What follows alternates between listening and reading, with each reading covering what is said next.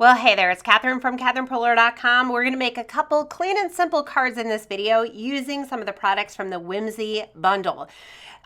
This entire collection of products sprung from this Whimsical Blooms paper pack. Look at this gorgeous pattern.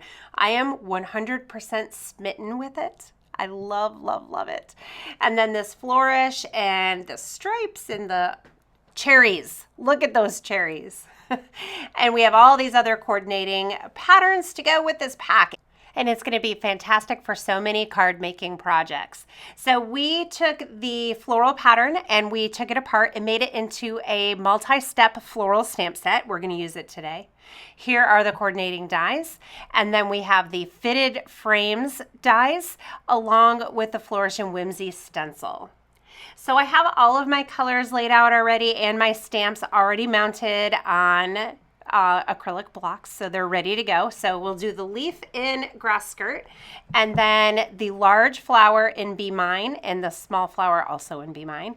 Notice how one of the flowers, you really can stamp these any way you want, but if you want to use the little stamen piece on the big flower, the scallop goes toward the bottom. And then on the small flower, you'll notice that the second layer on top goes outside the footprint of the bottom layer, and that's okay. It's just a fun, whimsical look for this flower, so don't worry about getting exact and perfect. So the little stamen, that comes in 3 separate stamps, so you're just going to stamp them. I did Tiara on the 2 stamps, and then the top layer with Tiki torch, and then Hello Beautiful in Midnight Ink. I think this yellow pattern, this medallion pattern, looks gorgeous with this flower, and I thought it would be fun to do the layer kind of cattywampus on there. So I'm adding my Nuvo glue, and then I'm just adding it on kind of a diagonal. And then I'm going to trim off the edges with some scissors. Next up, I think some black Nuvo drops will really set off this card and finish it off. So super clean and simple.